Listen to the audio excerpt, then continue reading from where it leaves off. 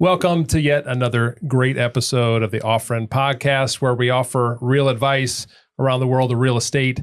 I'm actually really pumped for our guest today, Justin Aikens. We're going to dive into how to make money in real estate. And it's a lot different than what you might think. This is not your traditional running buyers around. Well, that is a way to make money, but we're going to dive into actually like a system, a process on how to generate real wealth in the world of real estate.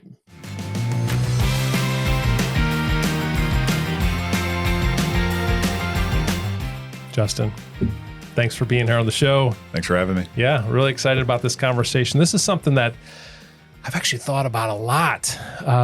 You look at the statistics. Statistics show that 75% of real estate agents sell 5 or less houses a year. And then of those 75%, 40 some percent, I think it was around 49, 50% of them sell 0 houses.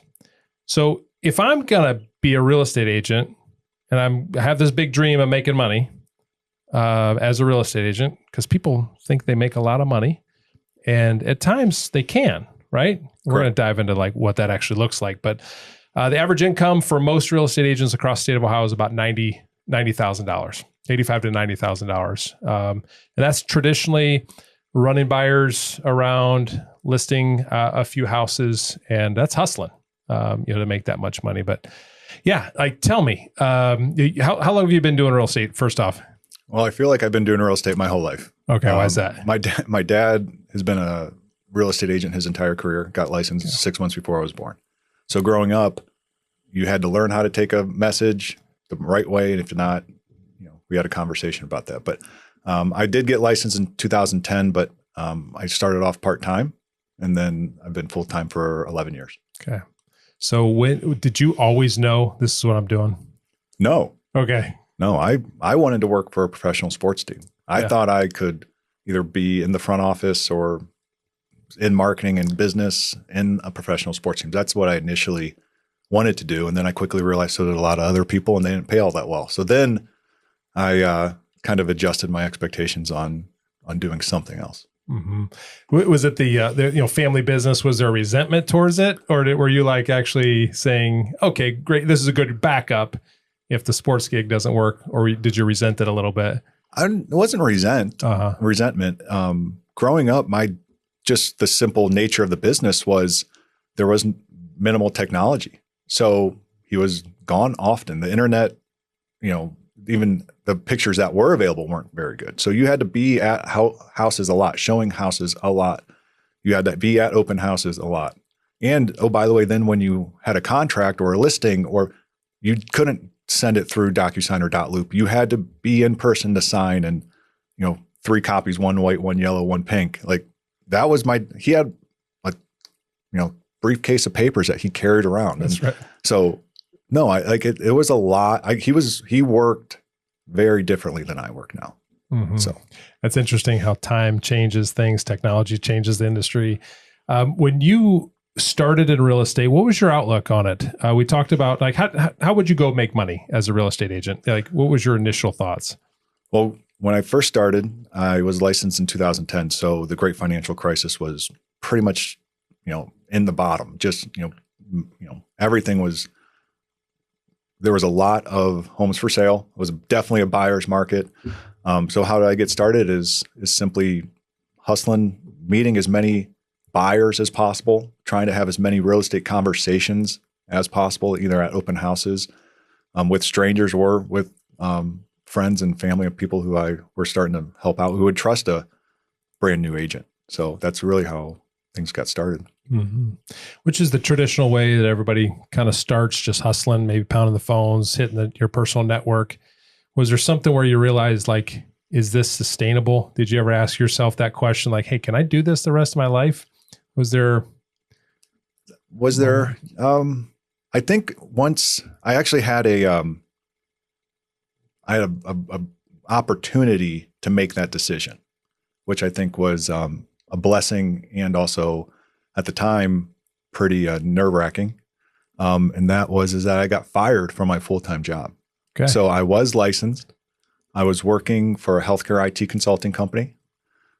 Previously, I had worked at a different one and did well, but that company had sold. consolidation happened and I chose to go work at a different company.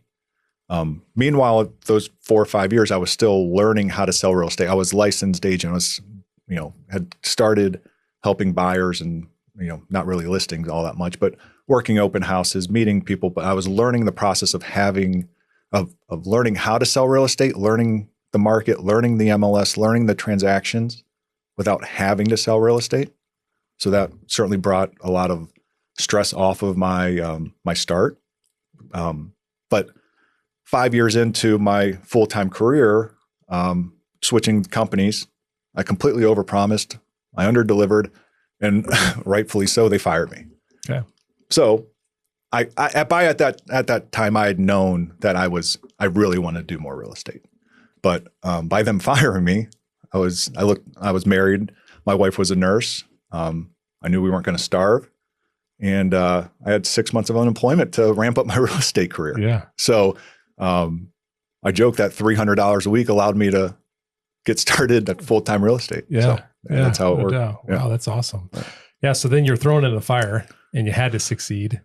Did you ever see, because we talked a little bit ahead of time in prep for this, and you're like, hey, listen, I'm really passionate about helping educate agents on growing a business where there's a lot of income and it's not just from the traditional, buying and selling houses or representing buyers and sellers. So was there a moment where you're like, hey, this buying and selling of real estate or representing clients it has a limit to it? Was there like a time in your history where you're like, oh, wow, this might not work? It was intentional where my career kind of took and navigated towards working with a lot of investors. Okay. And why is that? What was there? Because I am an investor. Okay. So I can speak investor. I think like an investor. I can also speak and think like retail with traditional home buying, home selling. But I did navigate towards more of an investor friendly model because it really does kind of work with how I think about things. I think. What having that full-time job allowed me to do is begin my investing career. Okay. And that was, at the time I was living in my parents' basement. Yep. All I know. Story. Yeah, classic story. Graduated college, working and living on my parents' basement. But because I had a full-time job, the bank said I was financeable.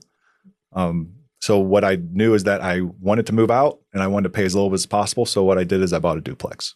And that was the beginning of my investing, is living in the one side. And then I rented to my friends who were still in college and they lived next door. So they paid, I think, 90% of my mortgage. So that allowed me the opportunity to learn how to be a homeowner and an investor all at the same time while having them supplement the majority of my living expenses. Great.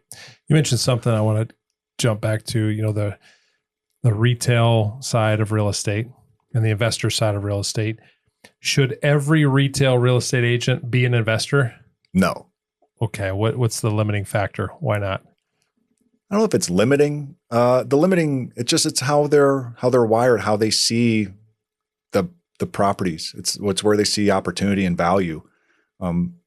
It's the time that it takes to be an investor and the time that it takes to educate yourself and also have the resources, not only the financial resources, but the resources as far as contractors and knowing how to get stuff done without paying retail pricing and adding value that way is super important. So there's from a retail agent, it's sometimes they're just better off being really good at what they do, which is focusing client, carrying on their clients throughout the transactions, but not necessarily taking their focus away from what they do best and doing something like such as investing. Mm-hmm.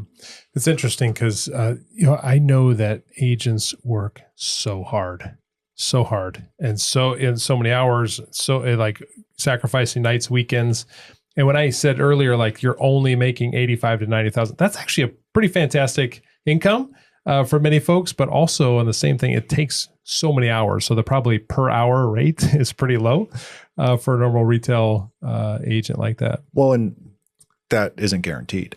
True. So it could be a decent income for people, but the volatility of it certainly doesn't feel like it's a guaranteed paycheck every 2 weeks for the set same amount. You can structure your life, your spending, all based on that. That's not guaranteed. So that's where the volatility really stresses a lot of folks out.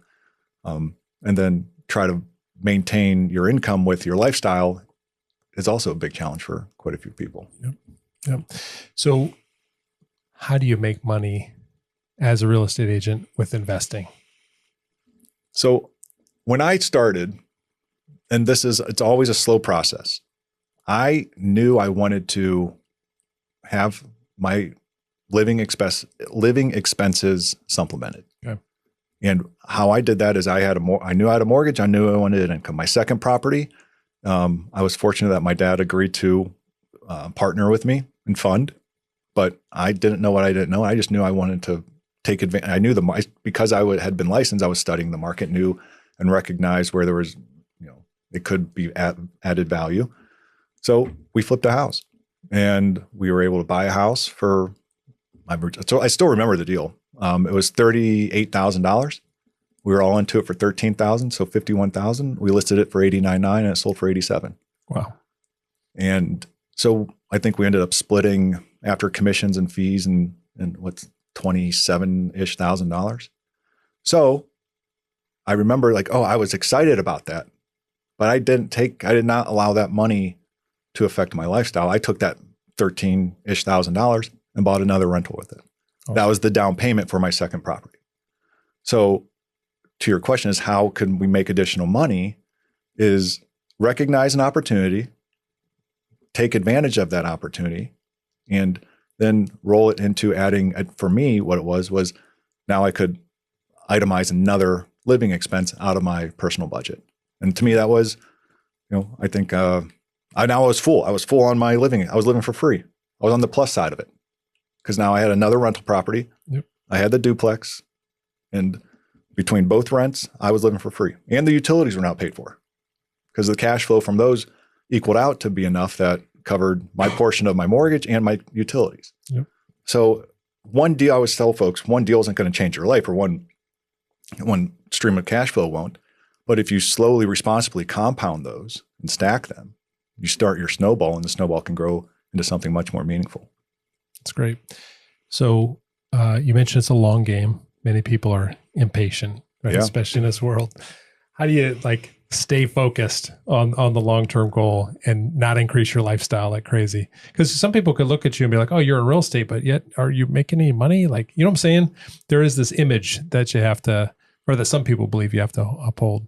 Well, we're in the social media culture, mm-hmm. where it's a comparison culture, where everybody sees what somebody else has, and then they compare it to themselves internally, which is very important and very hard to not continue to do that. So it's to build it long term is to know what your goals are and slowly chip away at those, to accomplish those goals. So you shared a little bit about your early investing days, kind of how you approached it. So, okay, I want to cover my living expenses by this property. In stacking those, has your strategy changed at all over time? It has. Okay. It certainly has. So how has it changed? So I let the deal, I listened to the deal. Okay. What's that mean, right? Well, yeah. Okay. How's that deal?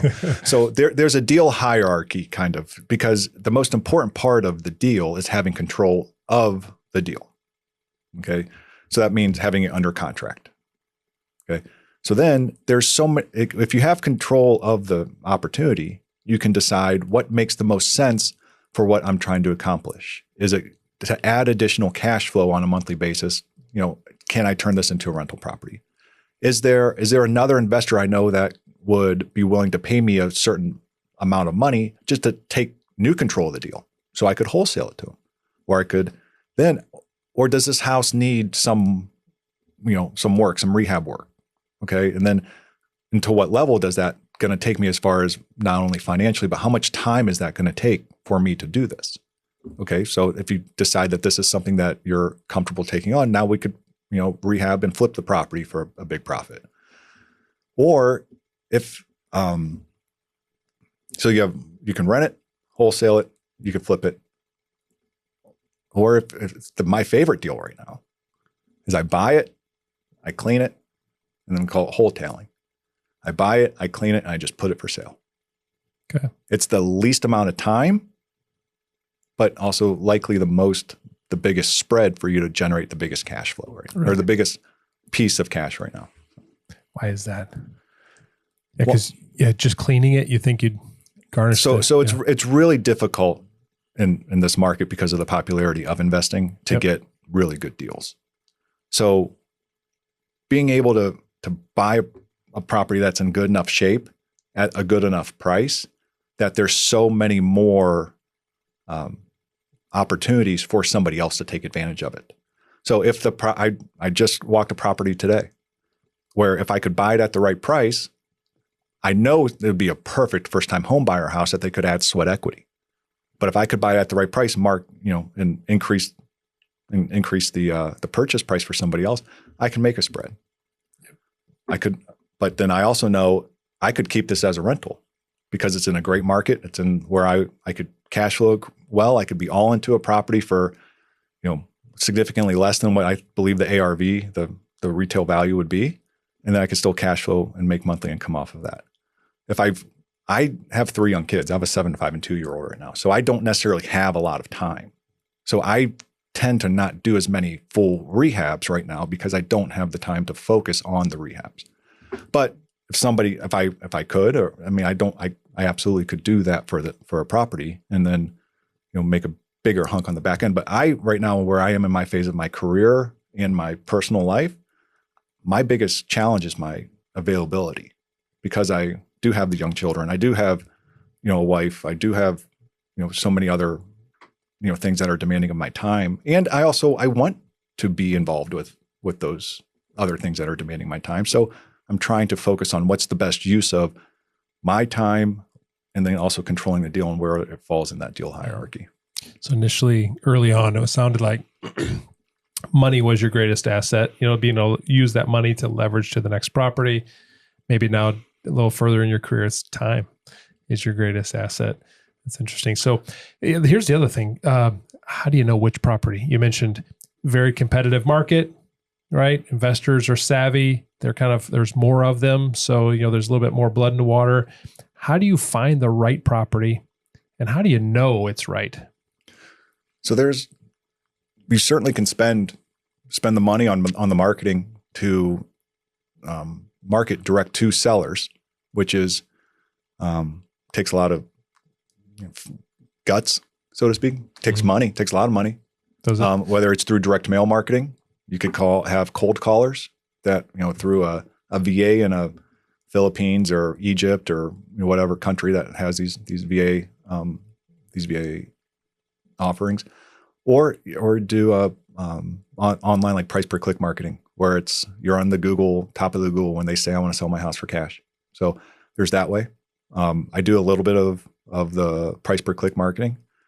That's very expensive and takes a lot of time because Google's very good at what they do, and you got to have a presence and the consistency to continue to be at the top of it. So let me dive into that real quick. How much money what would somebody need to spend?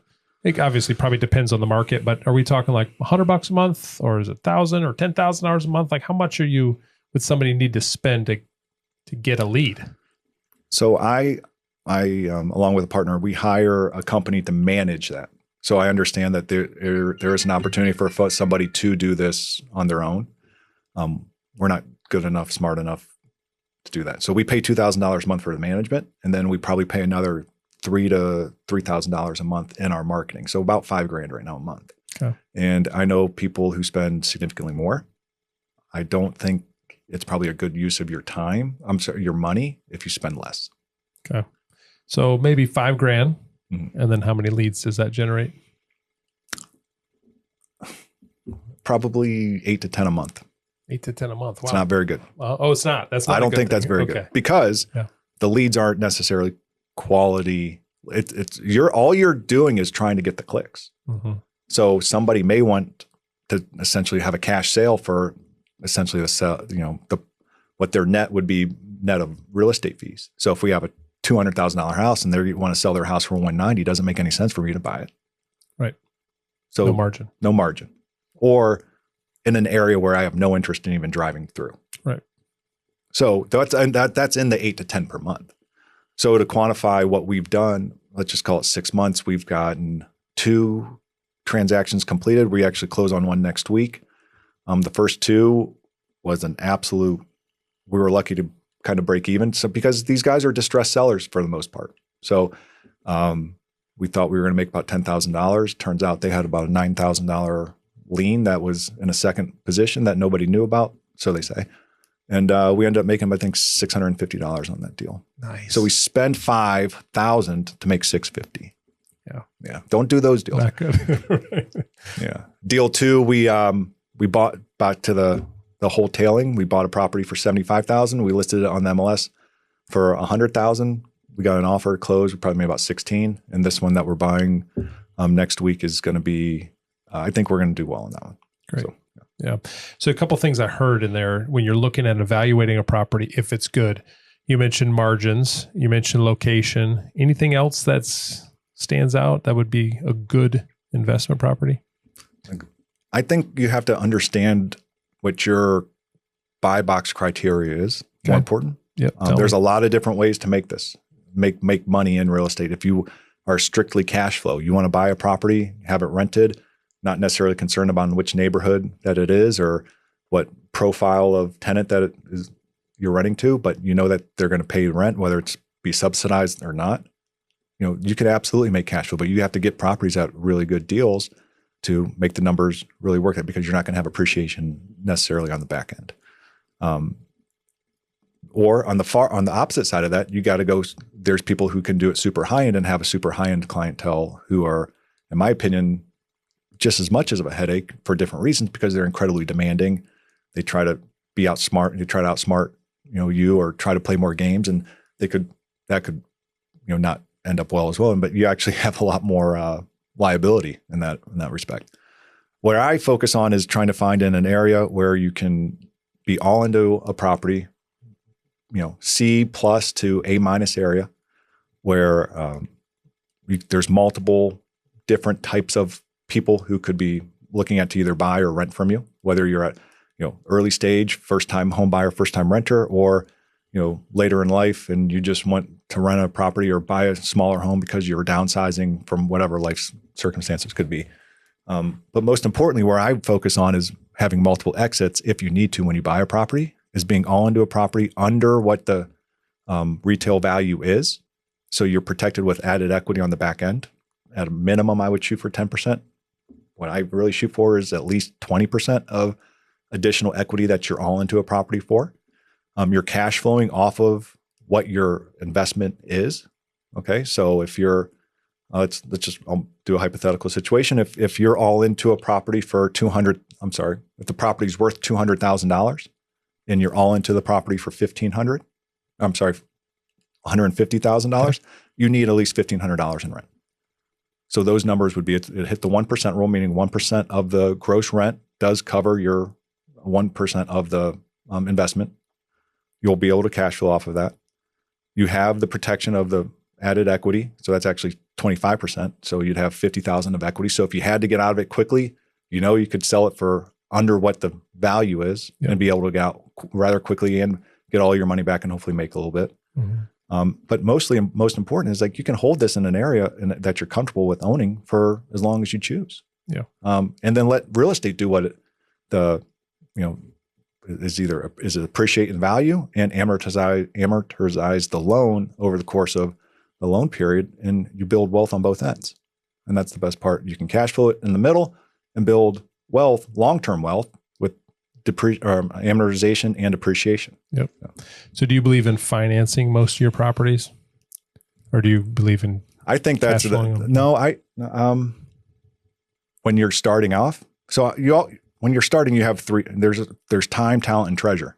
When you're starting, you usually don't have the treasure because you're just getting started. But you might have more time, and if you have a skill set, a talent, you usually at some point in your real estate career, you can have two, but you can't have all three.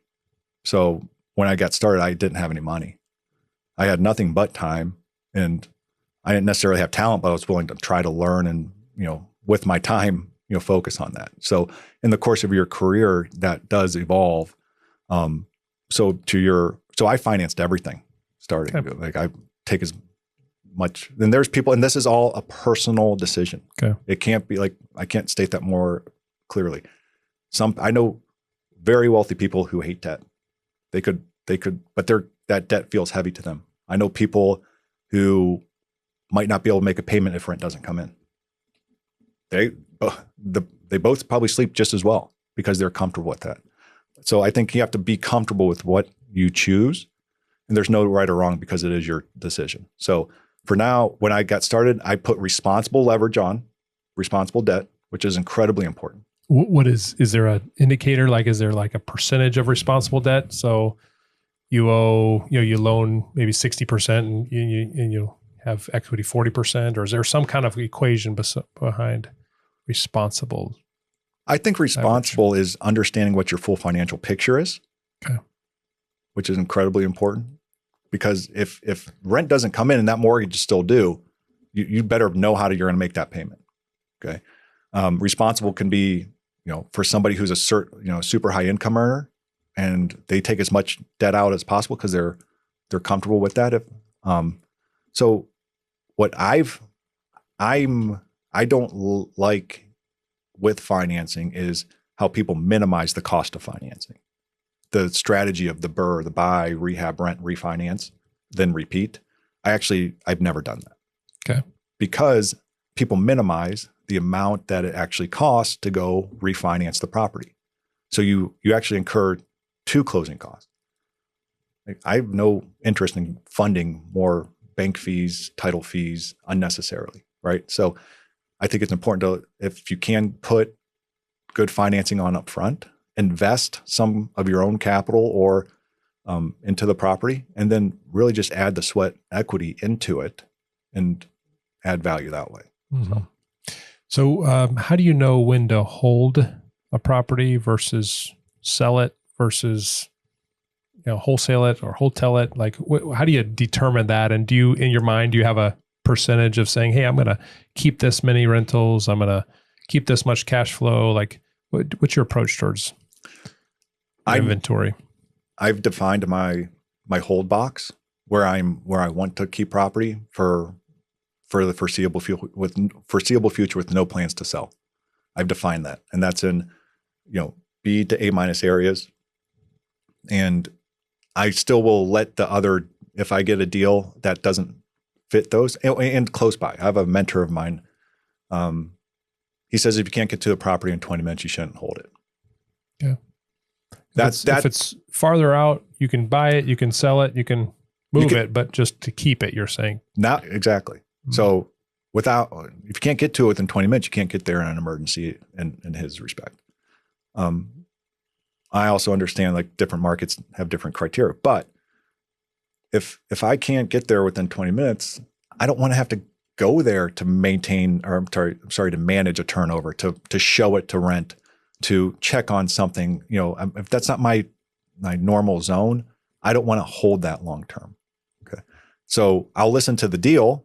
So deal I closed a couple weeks ago that we made the 16,000 on, that was 50 minutes away.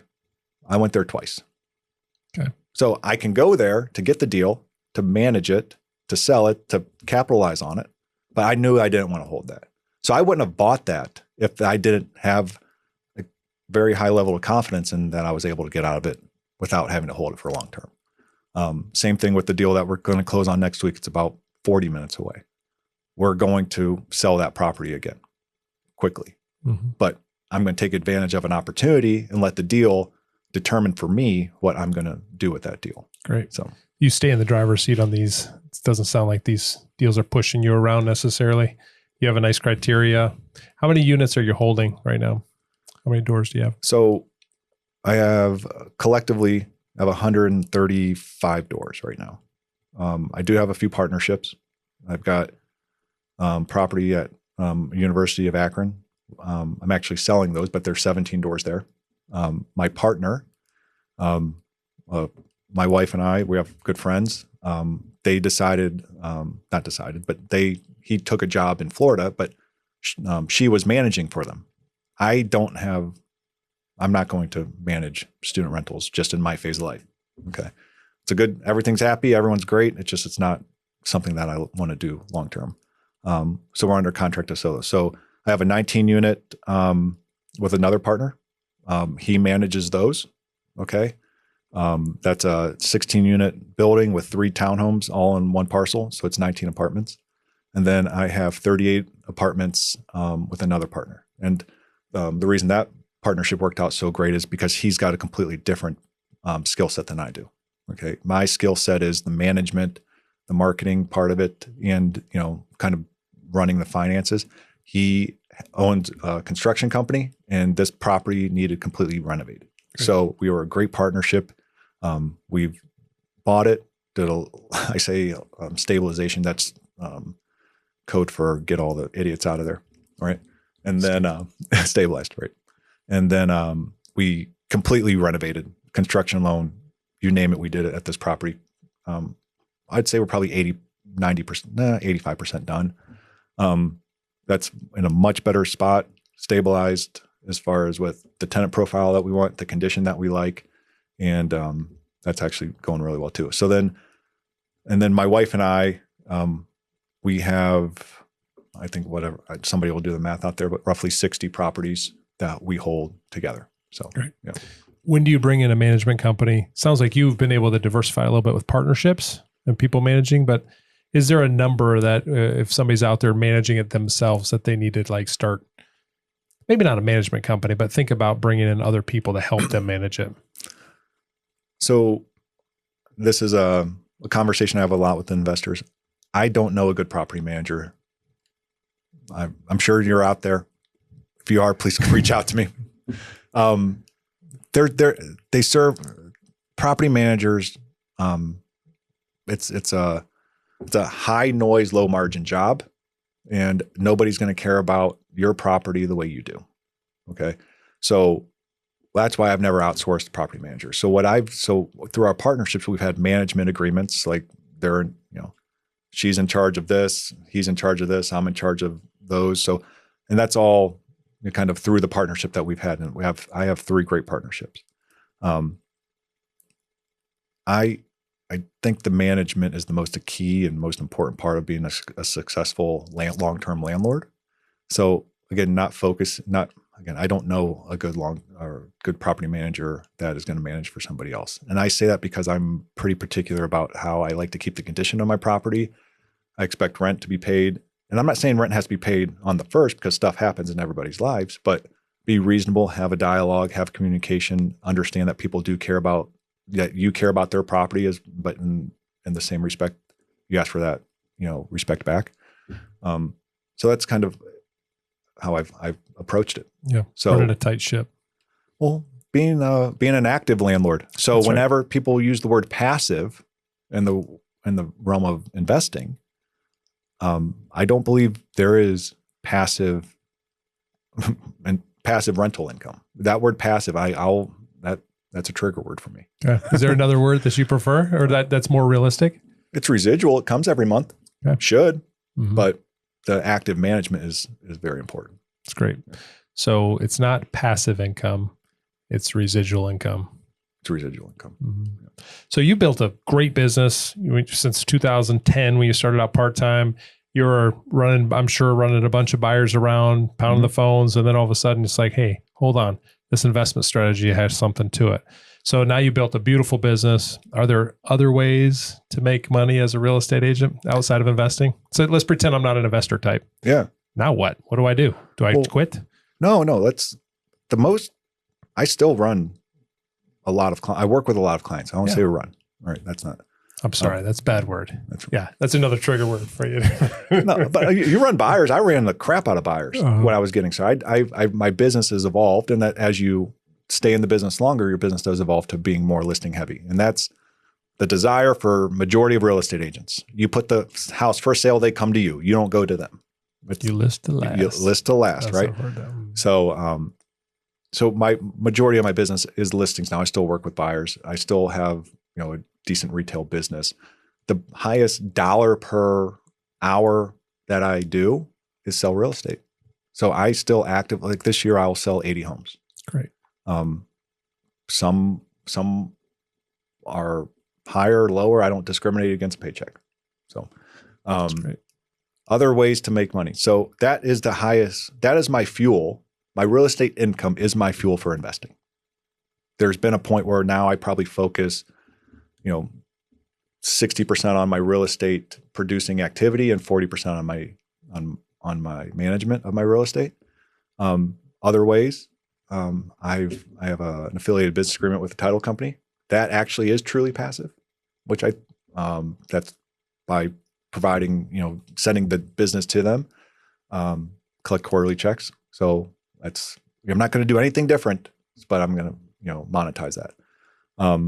Other ways, if you do have, I mentioned the time, talent, treasure. If you have good money and you can get into real estate, into lending for real estate investing, which I've started to do now too. And that's actually been another source of income for me this year. That's great. Yeah. So you typically people look at a real estate agent and think like, oh, that's what they're doing, the retail real estate, but there's so much more to it. It sounds like there's a tremendous amount of opportunity that people should be encouraged to get into real estate. And I know that a lot of people attempt it and can't quite get over that hump. Is there anything specific to help that person that is like, hey, I really want to do this, but like, how do you get over that hurdle and make it? For a new agent, nobody wakes up in the morning and cares about your job. Real estate's a really lonely business. Nobody actually talks a lot about that because we're all independent contractors and you could have a team leader that does care about your success, but ultimately your success is on you. Okay.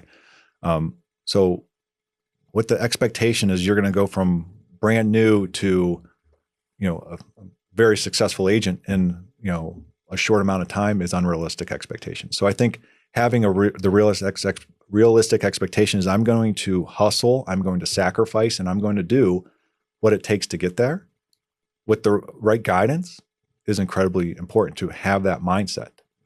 There's a lot of frustration in this business, but being able to understand where you are in the process and get over a lot of that frustration is incredibly important. And again, can't emphasize enough the hustle and the sacrifice that you need to make, especially early on your careers, to just be present is incredibly important.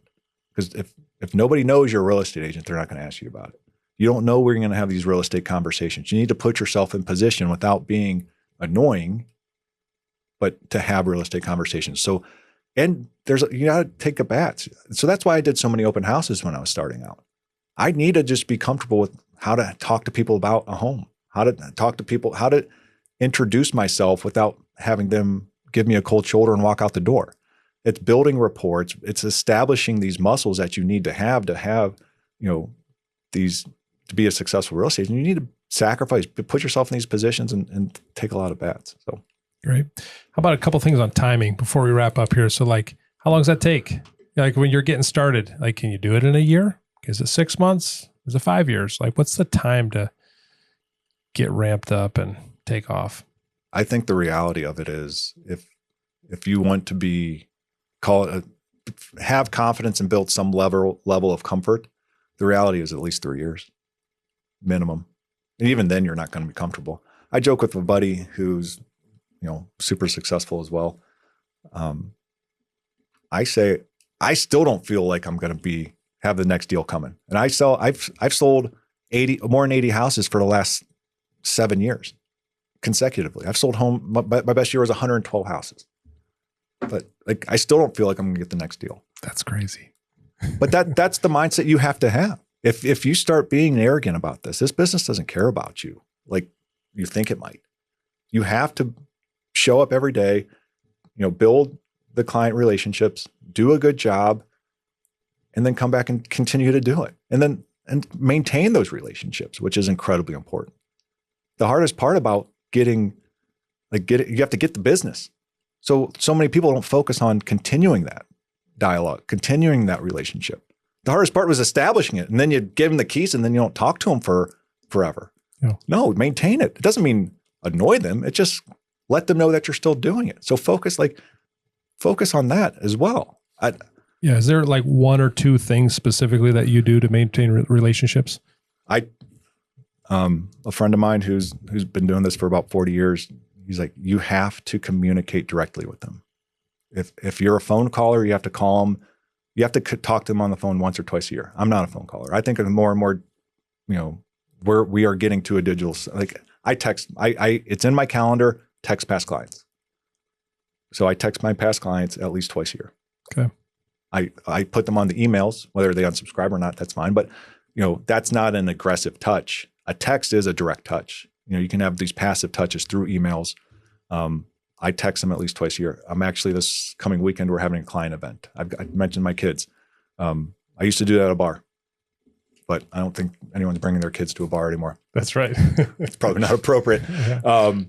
But you could do, I have friends who do hand out pies. So it's around the holidays, come get a pie. Thank you. All you need to do is put a name to a face again. How are you doing? Maintain the relationship. I'm doing a pictures with Santa at an alpaca farm.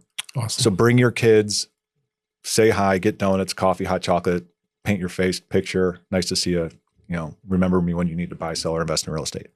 Like that's kind of the, it's providing some activity that my primary network is involved with and can utilize is what I've decided to do. Yeah. This is what I do, but people tease me about it, but I do billboards.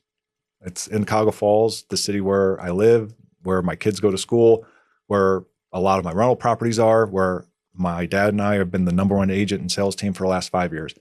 I typically try to have a billboard up somewhere in the city every month. And that's not to necessarily get new business. It's just so when you're driving by, you see my face, you can make fun of me, which is fine, but at least I know you saw it. So it's just, again, trying to be present without having to, be in someone's face or a hard touch and be annoyed. That's. So I got a billboard story. I'm driving my kids to school over there in Cuyahoga Falls. I saw your picture up on the billboard. I think I may have sent you a picture and say, hey, look at you. And the question is, did it work?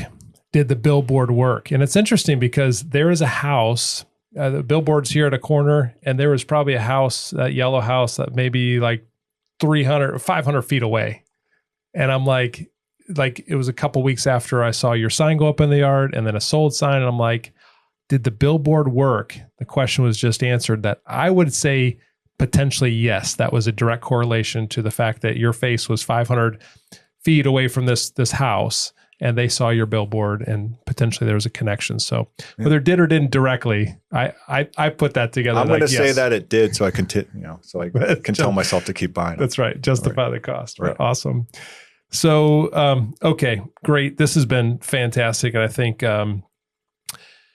this is super valuable. Do you believe the retail market, the way to earn commissions for an agent, is outdated? It's outdated. No. It works. It absolutely works. But you need to adjust a mindset that you're not going to be the top agent year 1, year 2, but it's building the consistency, building the long game. Back to what I mentioned earlier, like our society is an instant gratification comparison society. So everybody wants to see what somebody gets as far as a big check, or have that car, that house, that whatever you want to, itemize in that respect.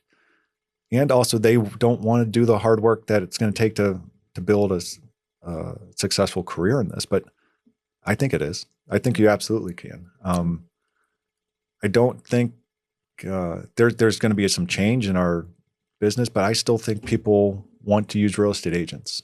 Me too. I think the opportunity as far as like an iBuyer program that some of these other markets have tried, I don't know a whole lot of people who would feel confident in allowing a stranger to come to your house unrepresented or unsupervised without somebody else, at least a documented licensed agent. I think the commission is going to continue to evolve.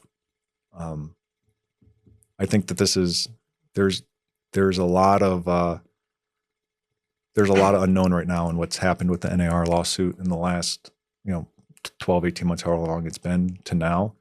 I think that's going to be changing here. In what way? How might it change from your perspective? I actually think this might not be a popular thing to say. I think that lawsuit has actually hurt the consumer more. I think more commission is being paid than it's ever been. I think prices are higher than they've ever been. And I think by forcing and enforcing buyer representation agreements, you're almost making agents ask for a higher percentage from the buyer consumer. I don't think there's some brokerages that charge flat fees for sellers. I still think the majority, I know the majority of the business is commission or is percentage based. And I think in a listing agreement or in a listing presentation, getting the seller to agree to a smaller upfront commission is a lot easier. So, but then also telling the listing or telling the sellers that the expectation is still to pay a buyer's agent. So when I show you a listing agreement, instead of seeing 6%, you see a 2.5 to 3.5%. That 6 doesn't feel, or that 3 doesn't feel like a 6. Yep. But on the back side of it, and you got to come with another 2 to 3% to pay the buyer's agent, and then having a buyer's agent potentially charge the buyer even more out of pocket because they've agreed to a predetermined amount. I think that's going to continue to. I think over time, there's going to be some inflection point where I think the market's going to speak up. Interesting. Well, we'll have to stay tuned for that one. That'll be good. We could probably talk for hours on all this stuff. I could definitely hear more. This has been super helpful. So I want to end in a quick lightning round. Okay. How about a book you'd recommend to an agent? An agent. I'm not necessarily an agent. Psychology of Money is an incredibly important book. Okay. By Morgan Housel. I think he is the most important personal finance author of our generation. I think he is the most tangible as far as what he writes to apply to day-to-day living is the most applicable. I think he's very in tune with what's going on in our generation. Awesome. Do you have a quote or mantra that you live by? No. That's okay. No, I'll take a look. The thing where I make my most decisions right now are based on my time. It's not based on my money. My time is the most important thing to me, not the overall income. You reach a point, you can't be happier than happy. There you go. There's my quote. You can't be happier than happy. Great. There's a lot of comparison. There's a lot of, you can always have more, do more, want more. But you can't be happier than happy. So, I try to remind myself of that a lot. I think it's important to have,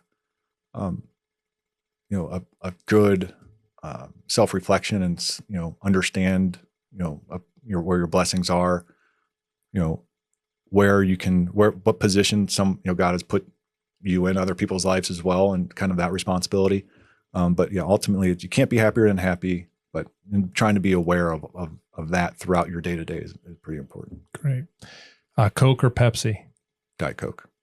Oh, so diet. Okay. Go on diet. Or Pepsi Max. Oh, I can't do Pepsi. Yeah. The right answer was Coke. Diet Coke. Okay. Diet Coke. Yeah. And the puppies or kittens? Neither.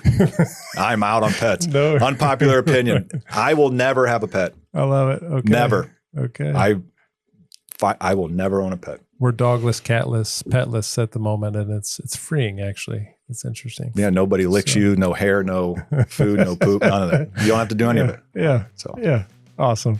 Well, you've been a great guest. Super appreciative of your time. And I definitely learned a lot. Hopefully our viewers were too. Cool. Thanks. Justin. Yeah. Thanks.